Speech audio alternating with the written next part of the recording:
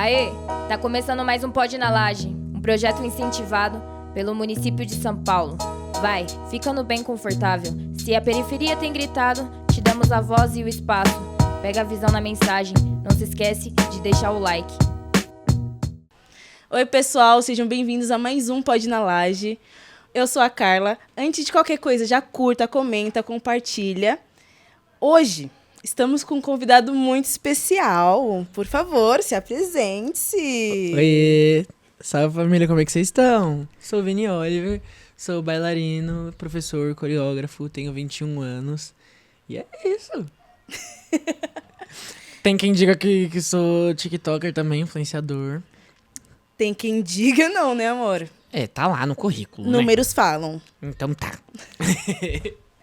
Então vamos começar pelo começo, Lógico, né? Carucha, fala comigo. Como você começou, assim, na arte? Tá. A gente fingindo que a gente não fez isso antes, tá? Eu comecei... Desde pequeno, eu sempre tive muito interesse por arte de forma geral, né? Eu vim de um âmbito religioso, um negócio assim de igreja. Ministério da Dança. Eu era fascinado das menininhas do Ministério de Dança Shekinah. Ficava vendo elas dançar lá na igreja. Aí chegava em casa, catava a toalha de banho e ficava rodando assim, falando, não, tô dançando, vou entrar. Mas nunca entrei no Ministério de Dança Shekinah. Porque eu não podia mesmo, o pastor não deixava.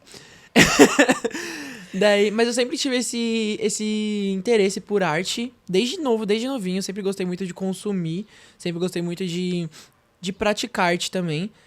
E... Pera, me perdi. Qual que era a pergunta? Como você começou? Ah, tá. É mesmo. E daí, uma outra coisa também é que eu ficava fascinado, tipo assim, em televisão. Aqueles programas de, show de calouros. E aí, aquelas contorcionistas, não sei o que lá. E eu já tinha uma predisposição muito fácil pra isso. Porque acho que de genética também, meu pai também era todo dobrado. Fazia capoeira e os coisas tudo. Daí, eu quase que você percebeu, né? Daí, eu sempre tive essa predisposição e eu gostava muito. Porque eu olhava e falava assim, por que eu não posso fazer? Eu vou fazer sim, eu sei fazer. Bau, espacate, bau, ponte, não sei o que, estreia. Então, eu sempre tive essa predisposição. Mas o meu interesse mesmo, ele foi aflorar. Quando eu tinha 12 anos, eu comecei a me interessar muito por ginástica. E eu comecei a pesquisar ginastas pra eu poder acompanhar e copiar o que eles faziam. Geralmente era meninas da ginástica rítmica, porque eu gostava muito de contorção, coluna, as pernas aqui, ó. Eu era todo dobrado. Eu comecei a treinar isso por conta própria. E por consequência, de algumas ginastas que eu acompanhava, elas também tinham uma carreira dupla como dançarina. E daí eu fui guiando pra esse ramo da dança, fui pesquisando essas pessoas, fui me aprofundando cada vez mais. Eu acho que foi assim que eu comecei na dança. Mas eu treinava lá, sozinho em casa. Ficava 8 horas por dia treinando, tá? Ficava me dobrando inteiro, sozinho lá, na casa da minha avó. Sozinho? Aham. Amor, autodidata. Não, chefe. Desculpa, tá, amor? Qual foi seus maiores desafios no começo? Acho que, em primeiro lugar, o preconceito por ser um menino dançando. Tipo assim, não estar fazendo coisas predestinadas pra meninos. Eu não tava lá chutando bola, não tava lá brincando de carro, de nada. Eu tava lá dançando, então acho que isso foi algo que me atordoou bastante. Não só na minha família, mas na minha escola também. A galera pegava pesado um pouquinho com essas coisas. Mas acho que fora isso também, financeiro. Que onde o bagulho acontece mesmo. Eu não tinha acesso a aulas de dança, não tinha acesso a escola de dança. Então foi uma dificuldade que eu tive que driblar ali pra poder conseguir o que eu queria. Então desde novo eu sempre tive essa disposição de aprender as coisas sozinho, porque a gente que é de periferia, a gente sabe, não tem um negócio, eu vou dar um jeito de fazer. Então assim, não tem essa. Então eu pesquisava bastante, eu usava tudo que eu tinha ao meu favor, no caso a internet, né? Pra eu poder pesquisar, pra eu poder aprender. Eu ficava dias e dias treinando coreografia que eu via ali, eu começava a copiar, ou sei lá, um movimento específico. Mas, enfim, acho que essas foram as principais dificuldades. Preconceito e dinheiro. Onde você morava nessa época? Era quanto tempo até o centro, né? Nossa, eu morava em São Mateus. Na época, não tinha a linha de monotrilho ainda. Então, pra eu chegar ali, tipo assim, pela região do Carrão, Uhum. era 1 hora de ônibus. E dali do Carrão era mais não sei quanto tempo até acessar os estúdios de dança.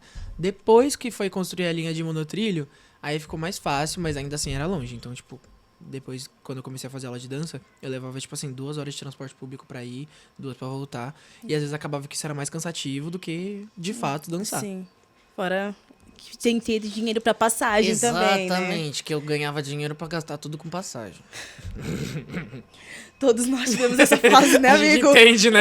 Nossa, A gente sim. entende como que é. Sim. Eu queria saber das pessoas que te inspira e te inspirou a ser um dançarino hoje. No começo do meu processo de dança mesmo, quando tava pesquisando, eu tinha muita referência de gente de fora, sabe? Ficava, não, porque fulano de tal dança não sei o quê, não sei o quê, não sei o quê, não sei o que lá.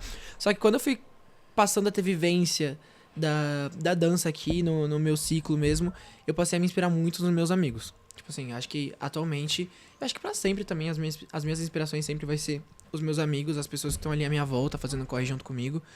E eu acho que é isso. Importante também a gente apoiar nossos amigos e ter eles como referência. Até porque eu conheço a essência da pessoa, eu conheço a vivência da pessoa. Eu sei que tem os ideais parecidos com os meus, ou que tem vivências parecidas com as minhas e preza pelas mesmas coisas. Que às vezes a gente se frustra porque a gente tá idolatrando tanto uma pessoa lá de fora, só que a gente não sabe como aquela pessoa é como pessoa, né? Porque pra ser dançarino, a gente entende que não é só ser dançarino, você tem que ser uma boa pessoa antes de ser um bom dançarino. Normalmente dançarinos são sempre multifacetas, né? Porque só viver da dança não é fácil. Quero saber dos seus trabalhos também, né? Sempre bom. Agora, fala de todos, né? Por favor, né? Fala de todos. De todos. Certo. O meu primeiro trabalho com a dança, assim, como eu falei, né? Eu aprendi a dançar, aprendi a fazer as coisas que eu faço, tudo de forma muito autoral. Autoral? Não é autoral a palavra. Muito sozinho mesmo. Eu pesquisava, eu ia atrás, eu aprendia autodidata. Eu era muito autodidata. Só que aí eu não sabia como que eu chegaria nesses lugares. Eu sabia que eu queria viver de dança, eu sabia que eu queria dançar, eu sabia que eu queria trabalhar com isso, só que eu não sabia como chegar nesses lugares porque me faltava o cash. E daí eu falei, mano, o que eu tenho a meu favor? Internet. Eu via muita gente postando vídeo na internet, era aquela época de youtuber, sabe? E aí eu jurava que eu ia ser um youtuber de dança. O primeiro... Eu jurava que ia ser um youtuber de dança, mas isso nunca aconteceu porque eu não tinha muita paciência de gravar vídeo longo. Então eu gravava mais o meu processo mesmo e eu sempre tive essa disposição de postar as coisas que eu aprendia. Então eu tinha minha página lá no Instagram com uns 15 seguidores e eu postava tudo que eu aprendia. E uma cambalhota pra trás. Aprendia, gravava, postava. Só pra ter como registro mesmo. Só que passou um tempo que isso começou a chegar nas pessoas, né? Tipo assim, começou a ter uma galera ali vendo. E dentro dessa galera, teve uma pessoa que me convidou pro meu primeiro trabalho, né? Por conta desses meus vídeos. E o meu primeiro trabalho foi com o DVD de 10 anos de carreira da MC Hariel, Mundão Girou, que gerou depois a turnê dele, né? O DVD aconteceu ali em 2021, setembro de 2021. Não, novembro de 2021. Setembro foram os ensaios. E aí, nesse projeto, eu fui chamado pra ser assistente e coreografar algumas músicas do show. Junto com o Joe. Beijo, Joe! Era nós dois dando essa assistência e criando as coreografias. E daí, muita coisa aconteceu nesse... Só pra captar de novo. Quantos aninhos? Eu tinha 16 anos na tá. época. Tinha 16 anos na época. 16? Acho que 16 ou 17. Eu não sei fazer conta, vou eu te também devendo. não. Eu também não, porque eu sou péssimo de matemática. Mas fica aí, alguém faz a conta. O ano era 2021, agora... O que vocês precisam saber é isso? Ou era 16 ou era 17. Mas enfim, eu e o Joe, a gente foi chamados pra fazer essa assistência de coreografia. E daí, depois que terminou o DVD, muita coisa rolou. E aí o Hariel saiu em turnê e chamou eu e o Joe novamente pra estar à frente dessa turnê, cuidando do balé. E a gente foi novamente, fizemos a turnê durou acho que uns 7 meses, foi acabar em setembro só. E daí nesse meio tempo eu continuei postando minhas coisas na internet.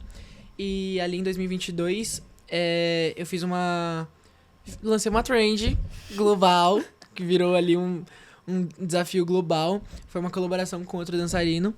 E daí essa trend explodiu, tipo assim, em níveis exorbitantes. trazendo pessoas que lá atrás eu tinha como referência, por exemplo, a Mary Ziegler fez a minha trend. A Mary Ziegler, tipo assim, na época que eu tava ali vendo, que eu ficava pesquisando dança, ela era o auge do auge do auge do auge. Dance Moms. Dance Moms, entendeu? Então, tipo assim, foi um bagulho bizarro, bizarro, bizarro mesmo. Tipo assim, eu não entendi a magnitude daquilo. E daí, com isso, o meu trabalho chegou aqui em alguns artistas do Brasil. E daí o João entrou em contato comigo, falando que ele queria que o passo fosse utilizado na coreografia oficial de uma colaboração dele com a Anitta.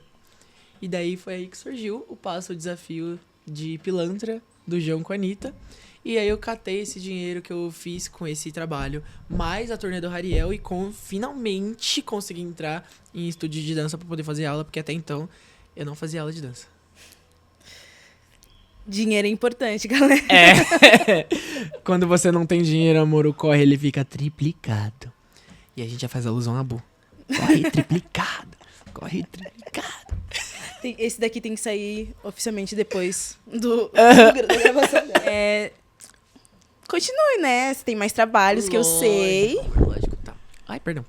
Daí, nisso eu entrei pra fazer aula e comecei a realmente focar nesse meio comercial pra poder fazer meu nome, né? Tá ali inserido no meio da dança, no meio comercial da dança, pra poder fazer uma nota também, porque, né, nem só de nome a gente vive. A gente precisa do cash também, pagar a conta, pagar essas coisas. Daí, 2023 foi focado inteiro nisso, né? Fazer aulas, aprimorar a minha habilidade com dança, porque eu cheguei num nível que até 2022 eu treinava sozinho em casa. Tipo, tudo que eu tinha aprendido era por conta própria em casa. E daí, tem uma hora que você chega ali, você fala, não tem mais o que eu aprender sozinho. Sim. Eu preciso ter uma vivência em sala de aula com professores, com pessoas que dançam, com pessoas do mercado. E daí eu comecei a focar nisso em 2023. Fiz aula pra caramba. E aí foi quando eu comecei a focar no meu lado coreógrafo também. Comecei a investir mais nas minhas criações, comecei a dar mais valor pra isso também. Cuidar um pouco mais dessa minha parte, porque era um negócio que eu não trabalhava tanto, eu era mais um reprodutor do que, de fato, um criador de coreografias. E daí foi aí que eu comecei a dar minhas primeiras aulas de dança. Pulando um pouquinho. Depois a gente volta nesse assunto de professor. Mas pulando um pouquinho. 2023 foi basicamente inteiro focado nisso. Eu estudei muito durante o ano todo. E 2024 começou a vir, né? O negócio do trabalho mesmo. Sim, os né? retornos, né? Os Os frutos. né? Entendeu? Começou a vir porque 2023 foi um negócio, tipo assim, bizarro. Era job ruim, era ficar um dia inteiro em site de gravação por R$100. Nossa. Era assim, não, triste, mas a gente fazia o que podia, né? E daí 2024, logo no começo do ano, eu fui chamado pra integrar no balé do WD, no show que ele foi fazer, Magnético, inclusive um show muito lindo, que merecia ter muito mais reconhecimento, gente. Eu oro pra todos os dias pra isso acontecer, porque esse é um show muito lindo, foi um processo muito intenso, sabe? E foi um dos trabalhos mais complexos que eu já fiz na minha vida. Nossa, mas tipo assim, é uma delícia, o show é incrível. O WD também é um artista impecável, eu amo fazer o show dele. Daí, em paralelo com isso, né, eu entrei pro balé do WD ali em fevereiro, e em abril eu entrei pro balé do PH também. Dois mundos diferentes. Sim. Mas é isso, né, dançarino versátil, eles vivem assim mesmo. É sobre. E aí foi isso, tô no balé do PH também até hoje, tô no balé do WD também, esperando pra gente poder voltar a fazer shows. Ansioso por isso também, inclusive. Oi, gente. E...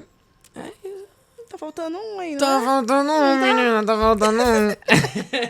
E mais recentemente, eu assinei como coreógrafo oficial da cantora Giana Mello. Lancei algumas coreografias com ela. A gente tem uma troca muito boa, nós dois. Acho que nosso trabalho funciona muito bem. Eu já conheci ela de cotas. Você acredita que eu era fã dela? Eu conheci ela sendo fã dela. E aí eu lançava a coreografiazinha lá no 2020 no TikTok. Nossa. Eu postava umas coreografias e colocava lá. Gente, para com a Giana pra ela fazer. Hoje em dia eu sou coreógrafo dela. Amém. Amém. Jogou pro universo, ele O quê, pegou. amor? Oh, Ele pegou e é isso. oh, lei da atração.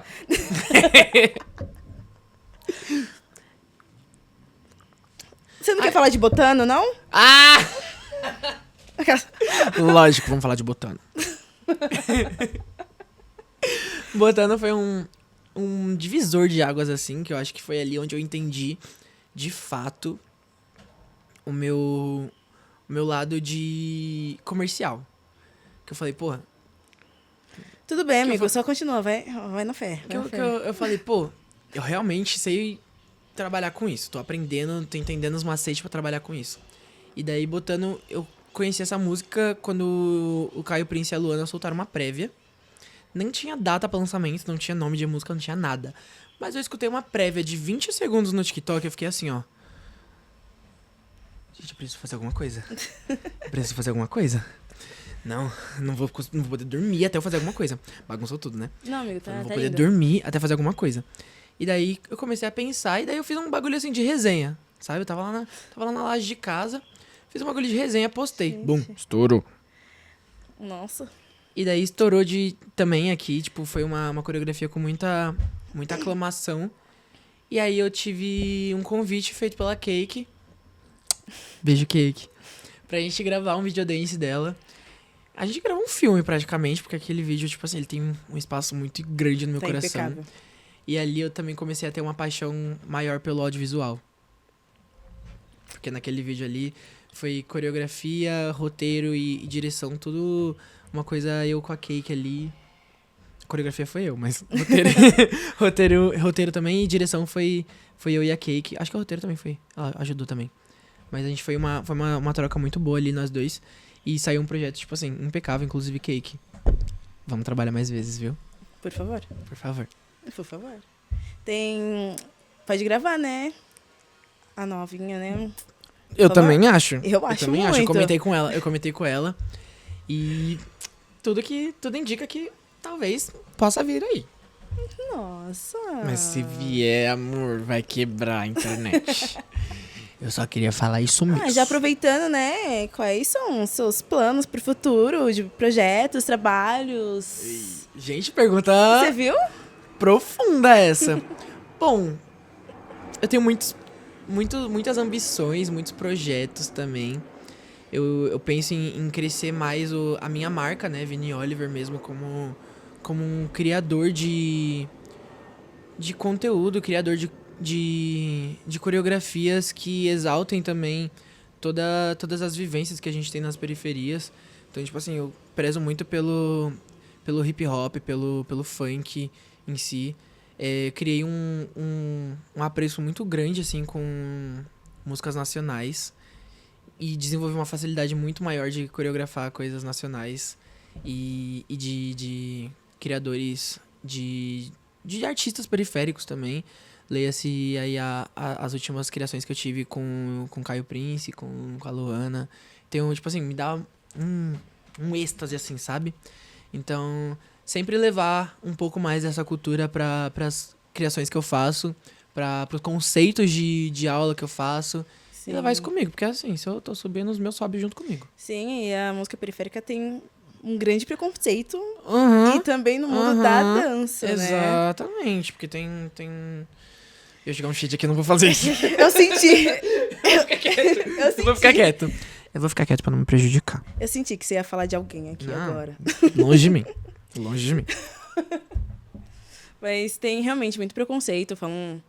Querem estudar muito sobre periferia dos Estados Unidos, mas esquece da nossa. Nossa, vamos entender? Vamos entender que a gente... Não, isso é uma coisa que eu acho bizarro também. Tipo, o fato de tudo que vem de fora ser mais valioso do que o que a gente tem aqui dentro. E daí, Sim. às vezes, alguém lá de fora chega, copia alguma coisa que a gente faz aqui dentro, principalmente nas periferias, e daí, bum, explode.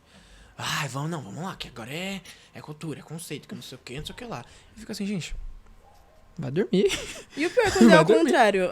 Chega na periferia, não, é feio. Ah, não. Nossa. Se a gente for entrar nesse assunto, Gatinho.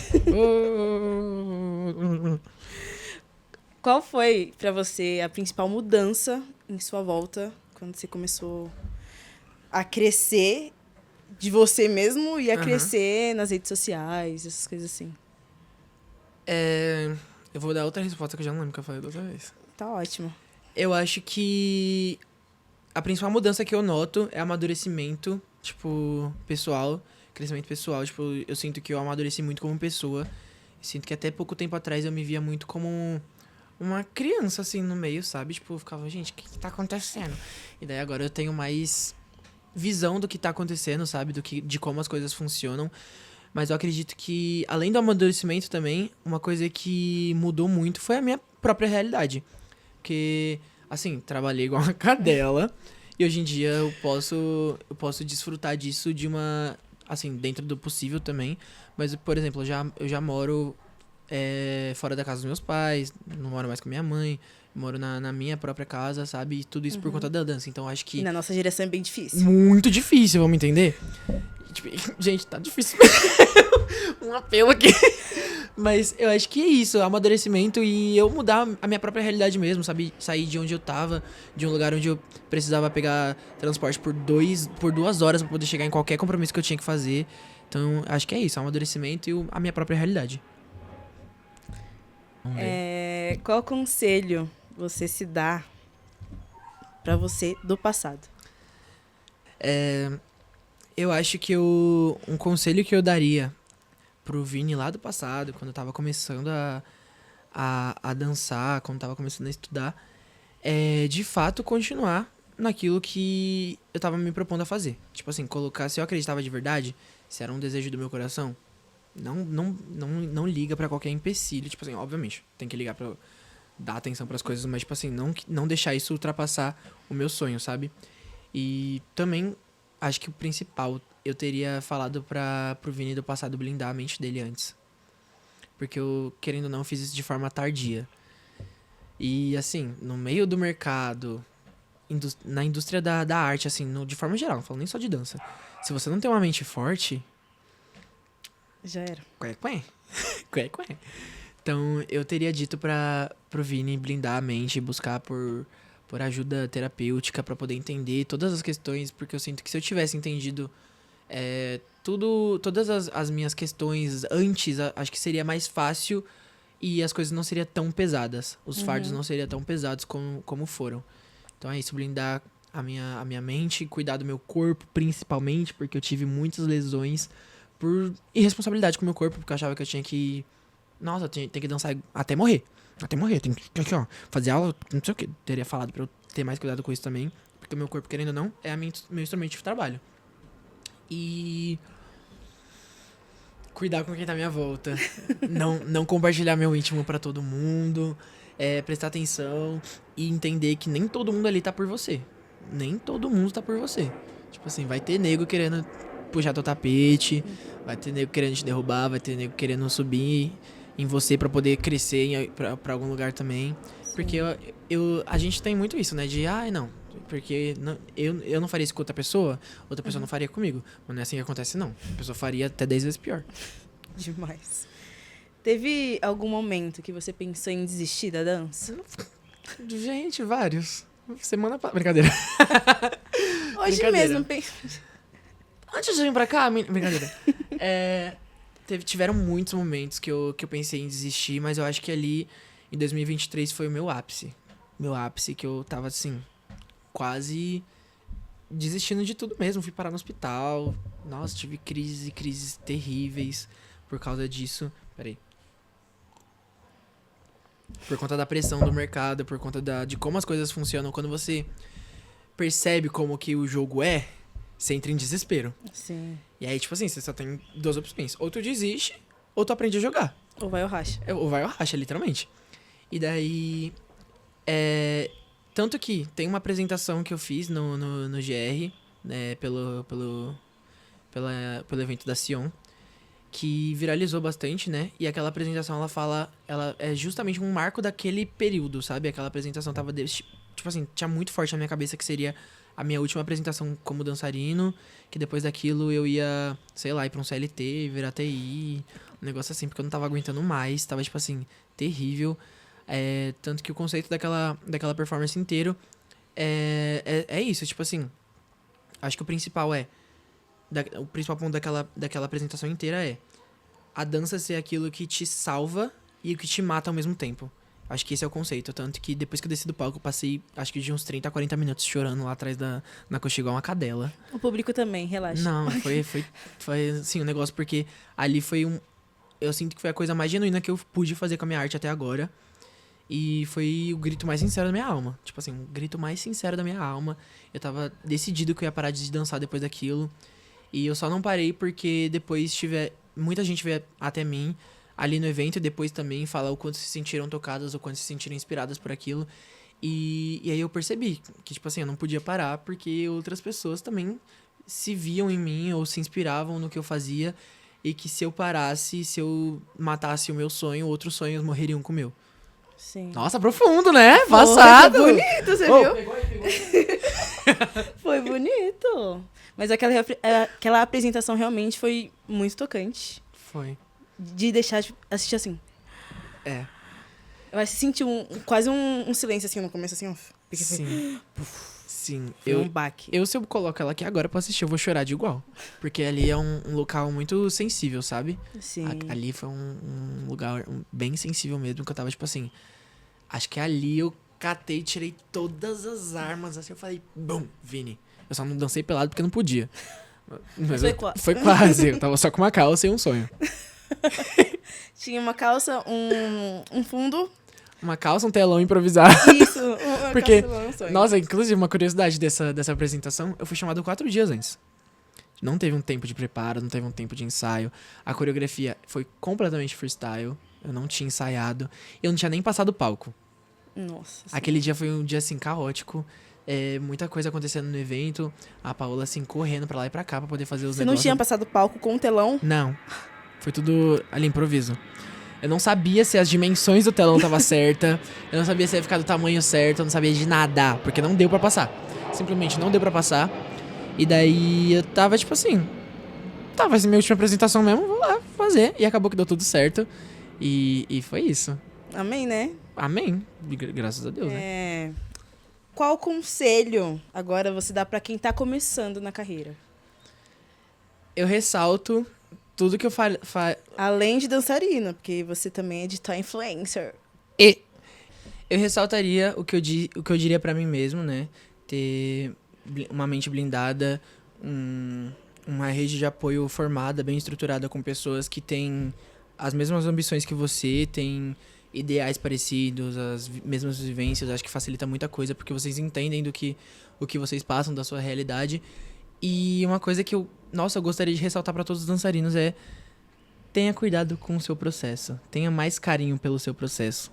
Porque é um bagulho que é só seu. Ninguém vai poder, tipo assim, mexer nisso, sabe? É um processo, seu processo.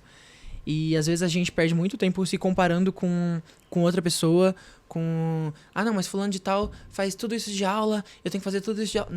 Não é assim que acontece. Fulano de tal tem outra realidade, vive numa outras circunstâncias, sabe? Tem umas outras vivências que você não tem, e questão de oportunidade e vivência conta muito, né? Sim. Porque a gente sabe que do lado de casa o negócio é mais complicado, né? Bem mais difícil. O negócio é mais complicado. Bem mais difícil. Então, tipo assim, não adianta você querer comparar o seu processo com o do seu amigo do lado, porque você não teve as mesmas oportunidades que o seu amigo do lado.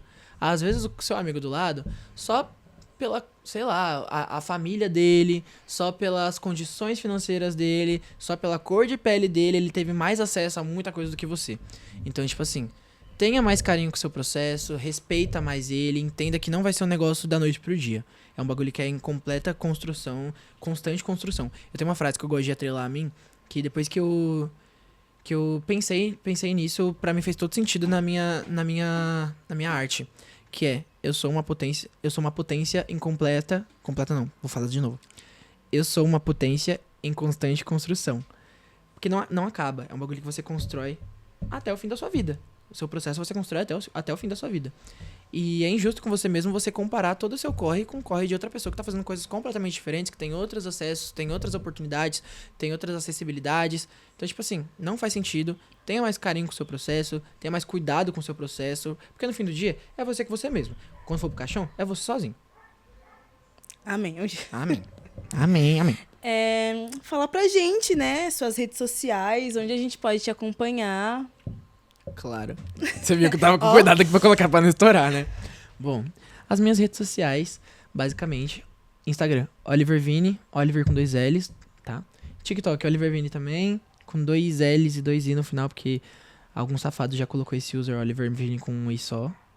E acho que tem o YouTube, que eu quase não uso. Eu acho que é o mesmo user, se não for eu vou trocar agora, que é pra não ter erro. Tá? Oliver Vini em tudo. Você quer deixar alguma mensagem, algum recado? Pra aquela câmera. Vem caba... Brincadeira. Eu acho que o meu recado é... Deem mais valor pras pessoas que estão à volta de vocês, pros artistas que estão à volta de vocês. Tem muita gente aí no corre fazendo coisas impecáveis que vai demorar anos, às vezes nem vai ser reconhecido, não vai ter o reconhecimento que merece pela sua arte. Então prestem mais atenção em quem tá à sua volta, nos seus amigos que estão fazendo o corre deles pra poder entregar a arte deles da forma mais genuína possível. E é isso, porque às vezes a gente perde muito tempo babando coisa de fora, sendo que tem um amigo nosso aqui do lado que tá fazendo coisa igual ou melhor, sabe? Sim. Igual nunca, né? Mas semelhante ou melhor do que o que a gente vê por aí. Então, Sim. pra mim faz muito mais sentido apoiar as pessoas que tá à nossa volta do que ficar babando ovo de gente que a gente nem conhece. Então é isso. Prestem mais atenção nas pessoas que estão à volta de vocês. Deem oportunidades, deem visibilidade. E é isso, gente. Fortalece o corre aí, pô. É difícil. Fala pra vocês, é difícil. Pagar conta, menino. Pagar conta, pagar aluguel. É difícil. Nossa, do nada, você tá... Amiga, que tá vencendo a fatura. Esqueci o nome. Como é o nome do quadro do Luciano Huck? Quase, né, amiga? Me inscrevendo pra lata velha. Era esse mesmo. Humilhando o pobre por um carro feio. Amamos. Mas é isso. Muito obrigado por ter vindo. Obrigado eu. Tô feliz. Eu tô feliz, gente. Meu primeiro podcast, pô. Muito obrigada, pessoal. Não esqueça de curtir, comentar, compartilhar, por favor. E é isso. Até a próxima. Tchau. Tá ligado? O que tem que fazer? Dancinha na mesa.